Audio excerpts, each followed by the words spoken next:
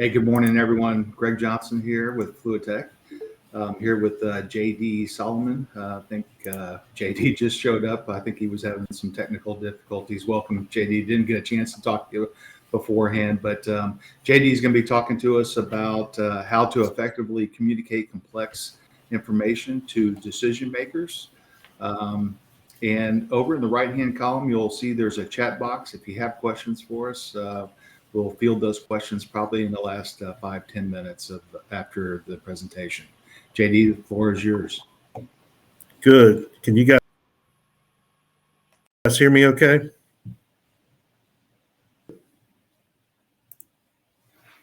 Uh-oh. How's my sound coming, guys? And JD, you're on. We can hear you loud and clear. Oh, okay. Good. Just wanting to check. Going that way. I guess welcome. Glad to be here. Great event. I've been excited about it for months now, I guess. So I hope everybody's having a good time and enjoying all the presentations. I'll be glad to take questions. I'm not going to look at the question box, but if anybody has a question and needs to hear a response right away, I don't mind you breaking in. But otherwise, we'll roll through and take them at the end as our moderators told us here.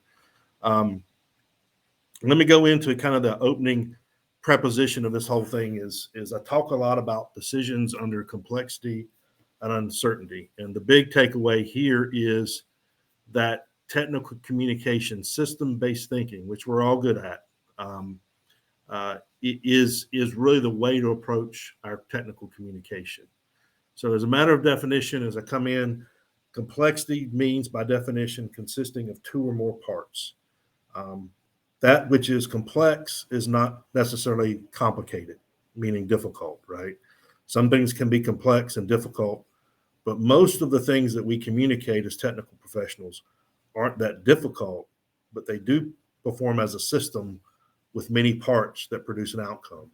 And so when I talk about a system is a collection of those interrelated parts or interacting parts, which by both bullets here, produce a result that the individual parts cannot accomplish by themselves.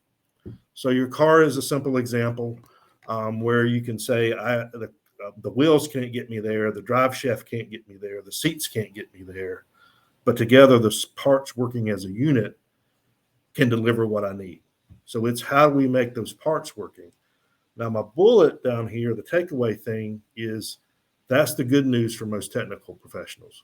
We went to technical school, engineering school, science school, whatever school you went to, probably because you weren't the best communicator. And the takeaway here is because it works as a system, you don't have to be the best looking, the most articulate, the greatest communicator. You just have to make the different pieces work together well within their tolerance, and you will have the outcome of effective communication. So that's kind of my premise here and the hope that I share. And the reiteration, I always say, think of this as a system like you would a gearbox or anything else you would be working with.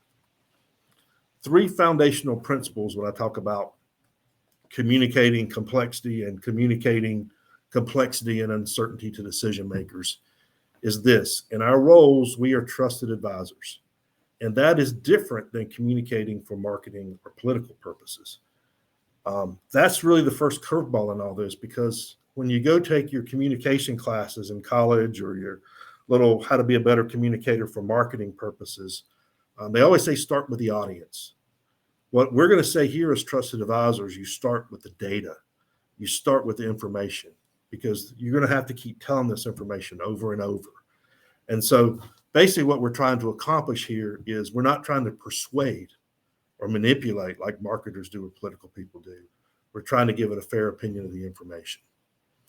The other thing that we often hear from technical professionals, I do, and I'm a technical professional, is that the dumb board or the dumb senior management just doesn't understand. And to that, we have to say the theme running through this is you're the communicator. The burden is on you, just like the cable TV company or the internet company doing this presentation, to take the noise out. It's not on the receiver. It's incumbent on us. If we're failing at communication, if they don't understand, it's our fault.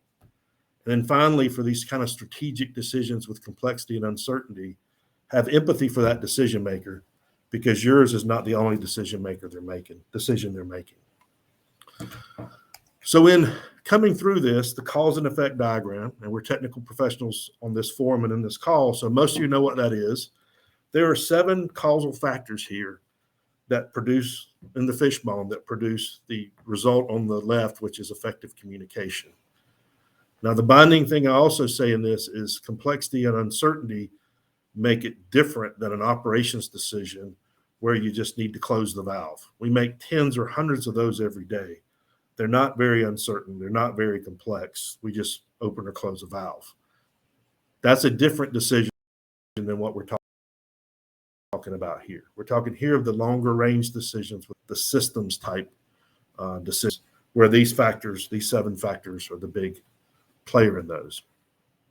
So in looking at these workshops over the years, I found that these kind of working through these kind of on a bone by bone basis, if you will.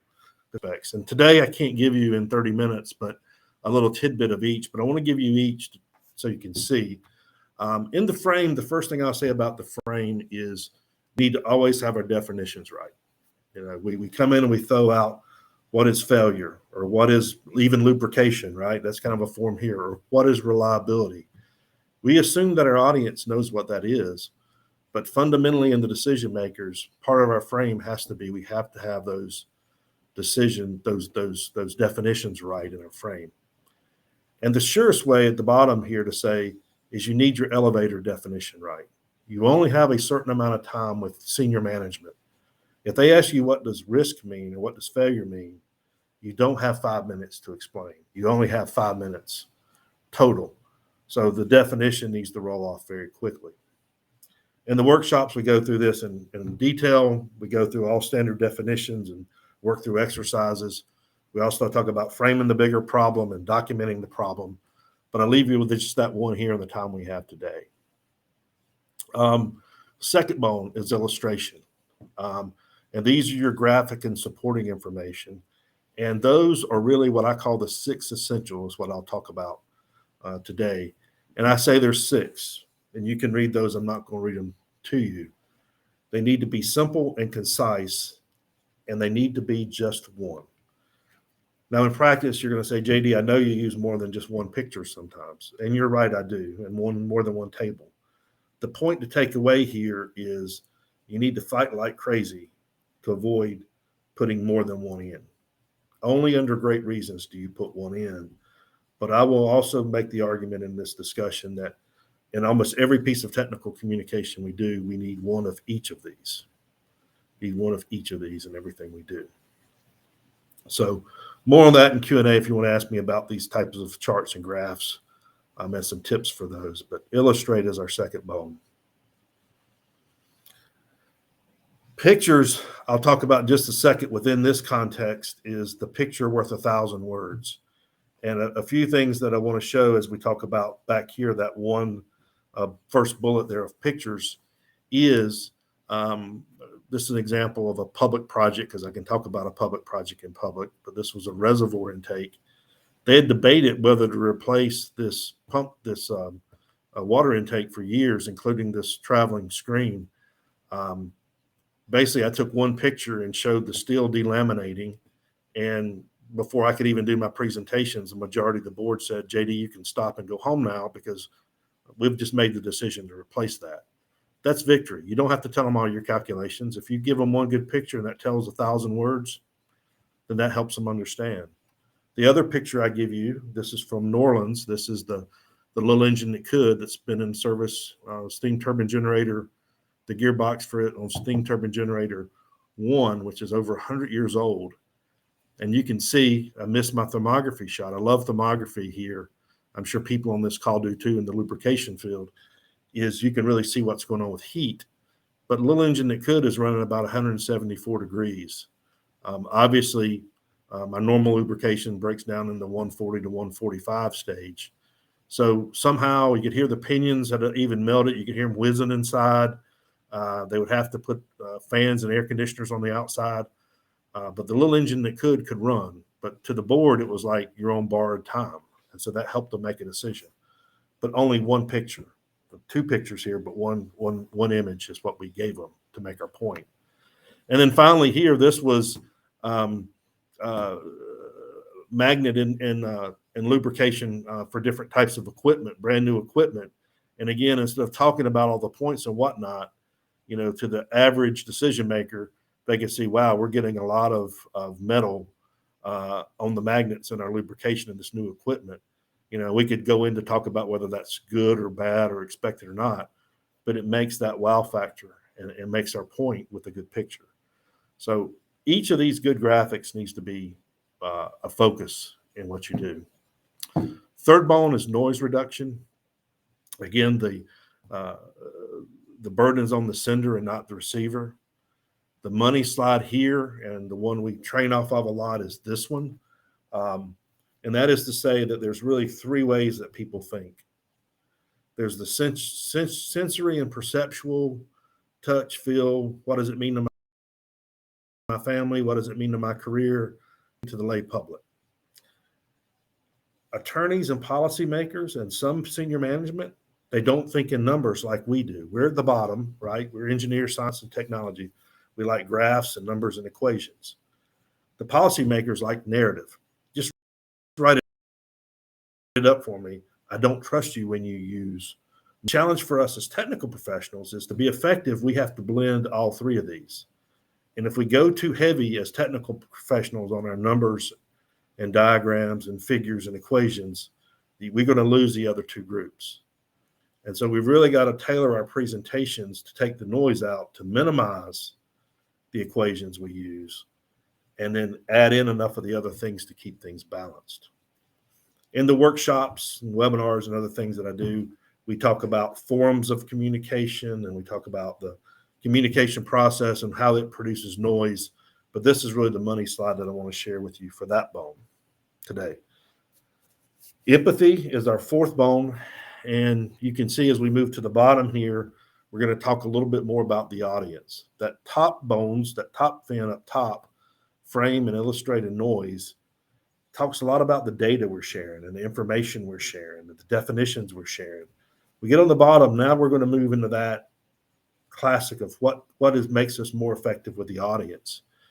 And in this, we start talking about, I'll mention today, about empathetic listening. Empathy for that person, putting yourself in the other person's shoes. They used to think at turn of the 1900s, turn of that century, that this was something that you only learn. And so it is partially a learned skill to educate someone how to be empathetic.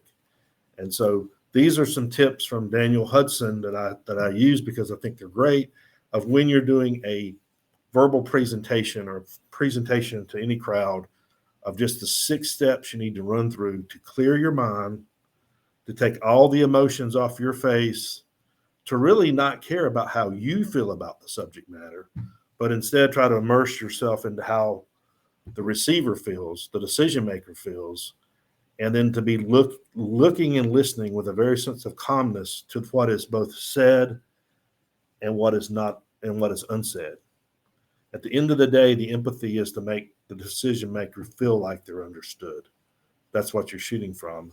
And you have to clear everything in yourself out to do that. Now, when we talk about my book, and the thing I talked about in chapter 10, the second edition, is really about for the boss's boss. And this is some of the tough love of the whole thing about effective communications. Some technical professionals cannot do this. They love their information. You have to work hard against it, the training part, but there is a natural ability to be empathetic to other people's emotions. And some technical professionals just don't have it. It can be learned to a degree, but some of it is natural, right? And you can say, well, my dog has empathy and my dog's never been trained. He just kind of knows when I'm in a bad mood and makes me feel better or worse. Moms, I'm a grandparent for the first time. Moms somehow with a baby that can't communicate, somehow moms have this way of being empathetic to a baby even though they can't communicate. Engineers and science and technologists, sometimes this is beat out of us. So we have to work on our empathy. This is one of the biggest ones we have in the toolbox, though, and one of the biggest fins that we'll deal with. My next slide talks a little bit about this empathy too, and I'm going to spend a couple slides here. But remember, your decision makers may not be balking at the decision. You may think it's obvious from a technical perspective, but true, they may not understand, but they may have other things tugging at them. Back to the empathy, they may not need to spend the money.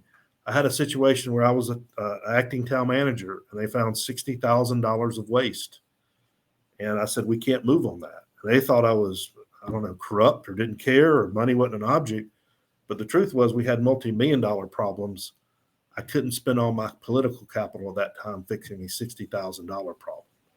So you've got to be empathetic that way, that the third bullet, that the timing may not be right with your decision maker. So this is all part of that empathy thing about trying to absorb and make them feel understood, but also you have to understand that they have a different clock than you may have. Structure is my fourth bone in communicating with finesse on this, with complexity.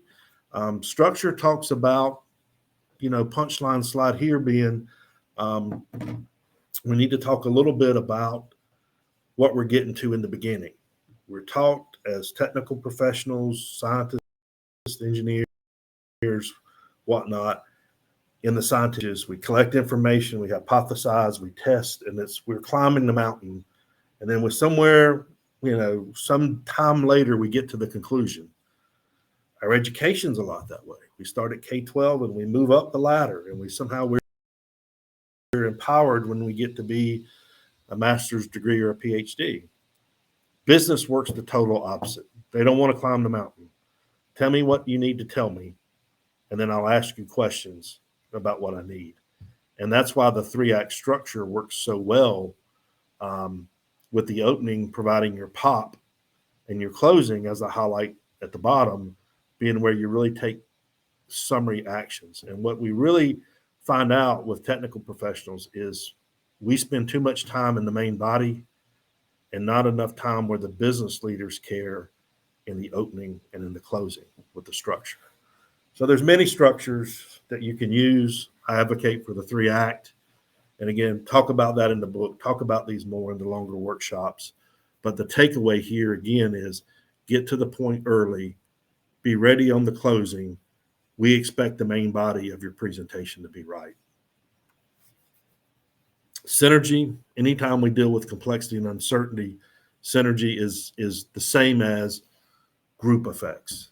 And so when anything is perceived to be complex, individuals, and this is from Paul Shoemaker, a great decision scientist, renowned guy, says this: we as individuals simply have too much information, too many biases and physical limitations to solve all the interrelated parts.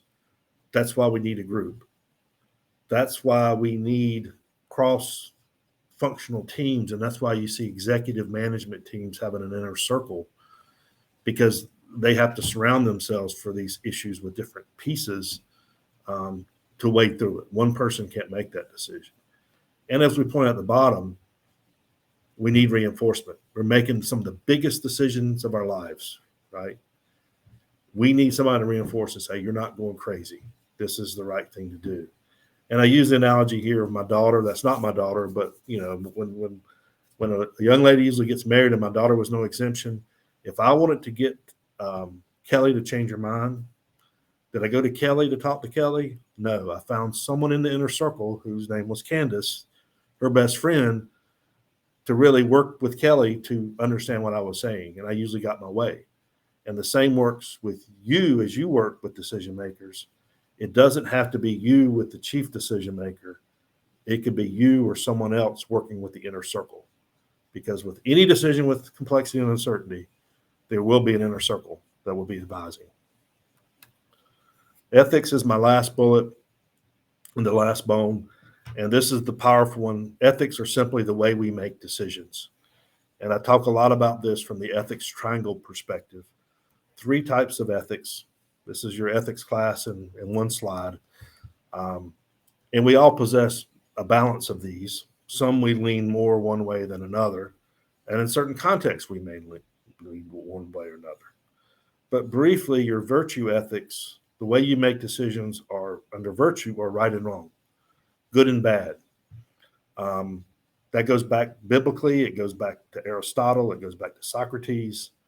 The trouble with these is if you walk into the executive suite and say, I'm right and you're wrong, I'm good, you're bad, you're probably going to get fired. So there's got to be truth in what you say. There's got to be right and wrong in what you say. I'm not saying that, but virtue is not the way trusted advisors usually advise their decision makers. Consequentialism is one way to do it, which means marginal utility theory. How much does it hurt? Right? The ends justify the means, if you will, and usually not the way technical professionals communicate. It is the way some lawyers communicate, right, who are advocating for a position, but you are a neutral presenter here, and that's where your deontological basis, your duty-based ethics come in that says, let the buyer beware. In this situation, it's the same as you see medical professionals and licensed engineers have. What they're basically saying is, I need to tell you the good and the bad of everything as your trusted advisor. And so that's why you see on medical commercials, you see all these side effects from drugs that you don't want to care about and may be embarrassed to hear about with your family, hear even mentioned on the screen. But that is what licensed professionals do. They give you the good and the bad. That's what engineers do. They talk too much about all the details sometimes, but their ethics are duty-based. I got to give you both the good and the bad. And that's how we communicate complexity and uncertainty, because again, you're moving through, at some point, you got to tell your story more than once, and it can't just come down to what you said for this audience has to change for the next audience. You have to treat others as the way you want to be treated. You have to give them both the good and the bad. So that was a crash course, and I just want to go back and mention things as I close here. Continue your personal journey. If you're on this call, you want to be a better communicator. And you've probably found out that the way to have a better career, a better life, a better relationship with your family, more rewarding, more prosperous, is your communication. You are technically good enough. It's usually the communication where people fall down. So continue your journey. Embrace this communicating with finesse fishbone. It's one of the few out there just for technical professionals. I'm proud of it, but I've been working on it for over a decade and presenting it for many audiences, and it works. People that follow the fishbone come back for me and say, this is the best thing I've ever done. This is propelling my career forward. Within your own organization, create some learning teams. You know what works at work, and you don't have to go out and pay a lot of money or buy a lot of books or whatever to learn. Learn from the people around you. And for that matter, have training for your staff and your managers as well. This communicating under complexity is a team sport. It's not an individual sport. And that's how you learn.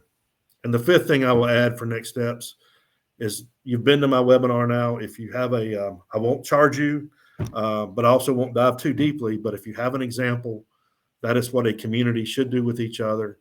And if you have an example, I'll be glad to give you some input, at least at a high level of what I see that may help you in your next communication that involves complexity as you go in front of decision makers. The last thing, two things I will add here as additional resources. My book is on Amazon.com. It's $19.99. It's a good book, but it is the basis. I wrote it after doing the workshops. So if you can't make a workshop, you can read the book. If you read the book, you may want to come to workshops. But that is a different set of resources you can use. My website is www.communicatingwithfinesse.com.